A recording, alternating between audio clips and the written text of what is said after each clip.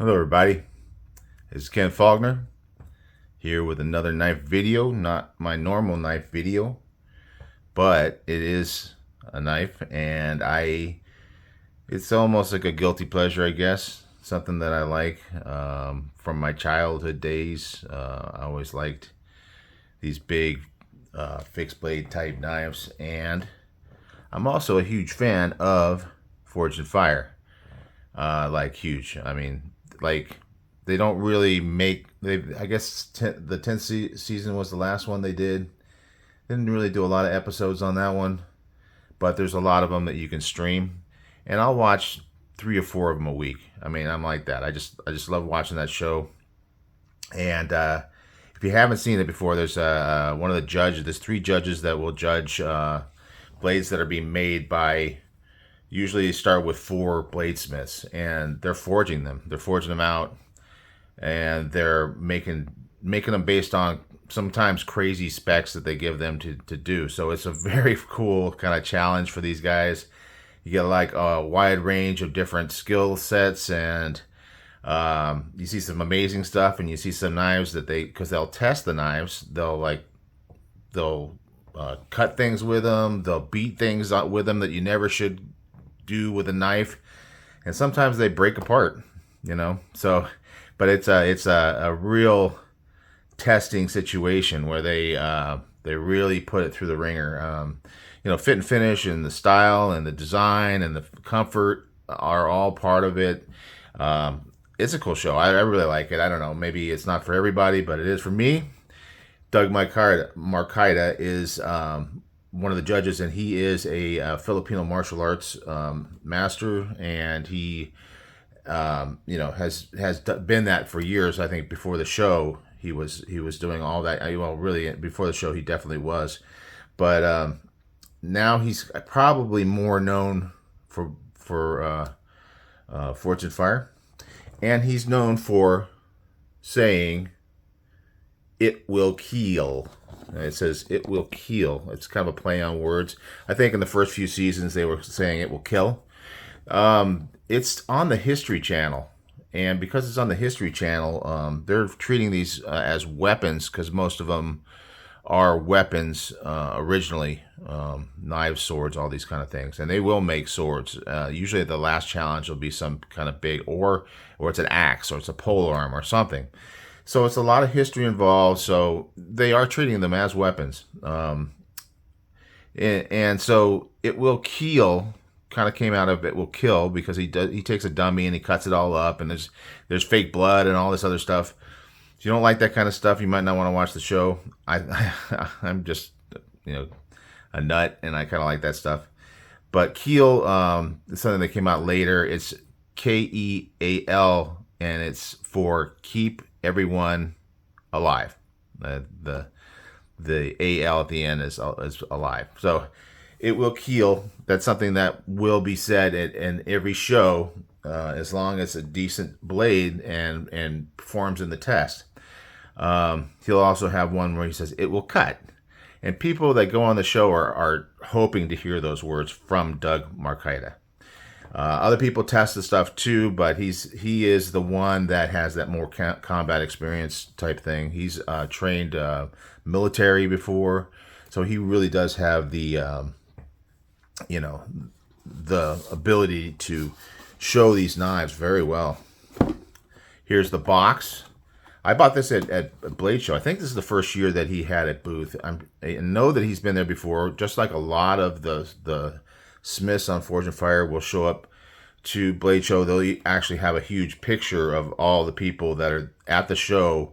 They'll put them up on these stairs, and it's like maybe 100 or something like that, because they've had so many, 10 seasons, and like 4 per episode, and maybe anywhere from 10 to 20 episodes per season. So you get a lot of different bladesmiths doing this stuff.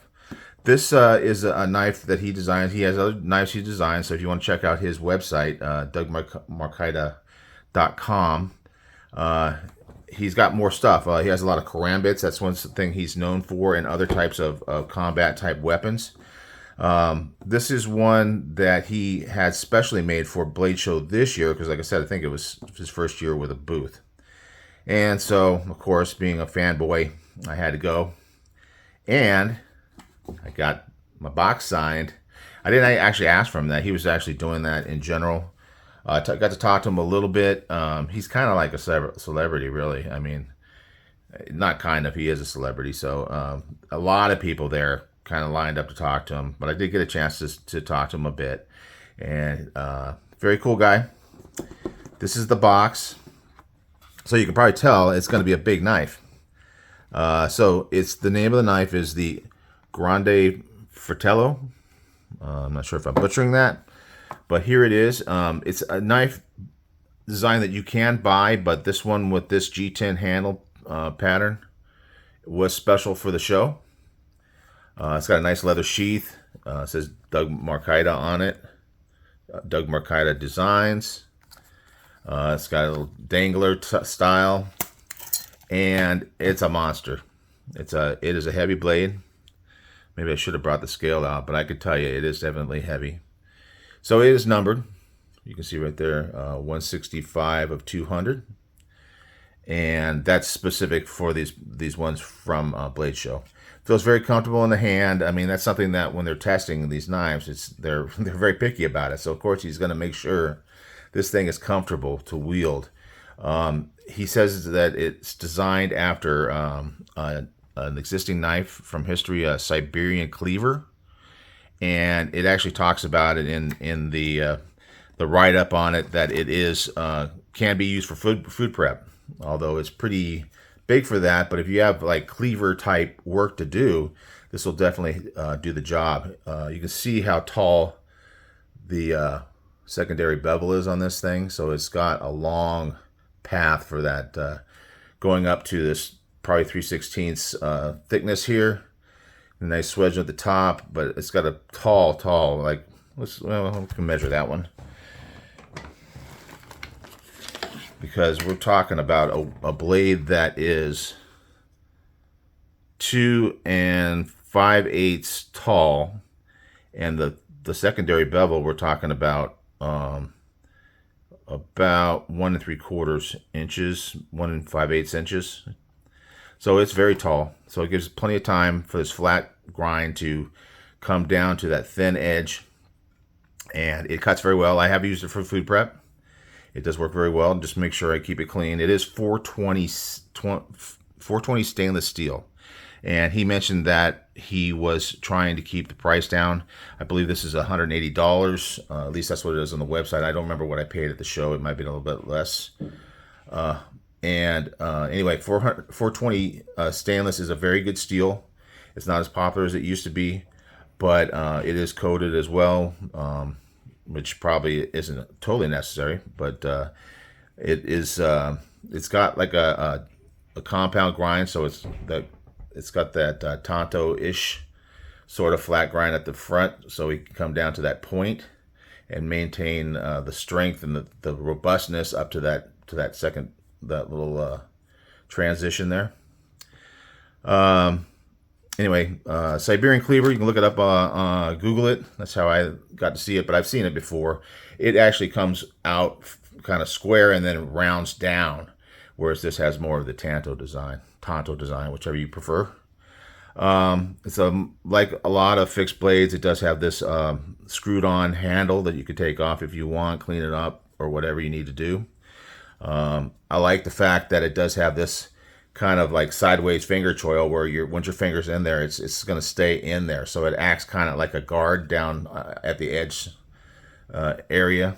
And if you're stabbing like they do a lot in their testing at the show or on the show, this way you're not going to slide up on the blade. So a lot of nice features. Obviously, he's got so much experience. He's going to put it into his designs, and I think it's kind of cool. I think I also got a little card that came with it that was signed, but I am a mess and I'm disorganized, and I can't find it. But it's around somewhere. It's not lost. It's just out and about. Let's go for some size comparisons. Hang on a second. I'm gonna pause, and we're back. And one of Beez's favorite size comparison knives, just for a joke, just for fun. the penguin. There you go. Slightly dwarfing the penguin. I think the penguin's got like maybe a 3-inch blade. And this one, I should have measured that before. We are talking about an 8-inch blade. Handle's going to be about 5 inches almost.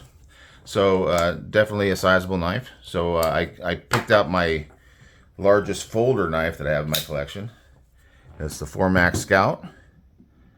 Definitely handle-wise, it's holding its own with it, but blade length, of course. Yeah, if you were going to fold this knife, you're going to have a humongous.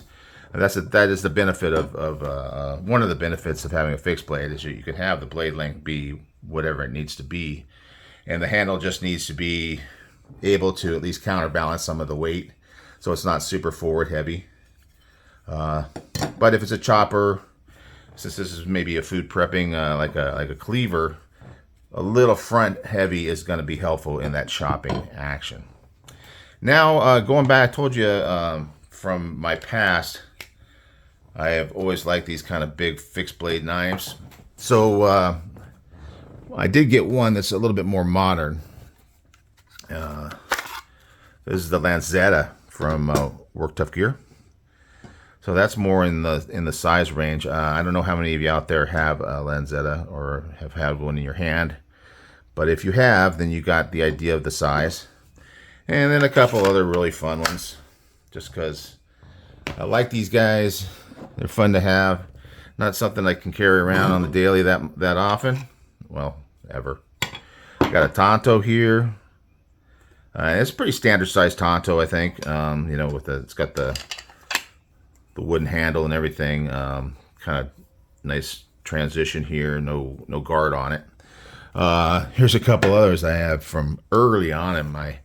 I used to be a big into like the Western knives. There's this is the Tennessee toothpick. I can't remember what movie it was. Somebody had a Tennessee toothpick, and I thought that was so cool when I was a kid. So I had to pick one of these guys up, and obviously a big one. And then of course, any fixed blade collection has to have a Bowie. And here's an old Bowie that I bought when I was a kid. And it's up there in that size. This thing's a little bit bigger. Anyway, I just had to have to break these out every once in a while just for fun. So anyway, here we go. Well, we got the Doug Marcaida Grande Fratello. Another thing that was kind of cool that I got with it is I got this pin, the Doug Marcaida pin. I mean, it's not like it's titanium or anything, but it's kind of cool. It's got like a little soft thing on the end here. I guess if you want to use it on your phone or something, maybe. I don't know if you can do that. But anyway, cool little pin. So that's kind of part of the package deal. Anyway, you know, he was kind of like a little bit of a hero. I'm kind of a fanboy, so it was really nice to be able to meet him and to purchase something from him, one of his designs, and thought I'd share it with you guys. I still have a few more from Blade Show. I'm going to break out into detail because I have shown all these as far as what I brought home, but now that I've had some time with them, you know, I'll bring them in every once in a while. In amongst the other knives that are coming in, I got a couple others on order. I got one that's been floating around in the mail, and then going back to the factory. There's been a little bit of a drama with the shipping of that one with customs. It's coming from China, so we got to deal with that. But it's getting worked out, so I'm waiting for that one to come in. I got one coming in tomorrow, and I got another one that I bought from a friend who hit me up on Messenger on Instagram. Said, "Hey, I got this knife, and this is the price." And I go, "Oh man, I can't pass that up." So I got a couple of good ones coming in. So let's keep an eye out for those guys, and I will see you on the next one.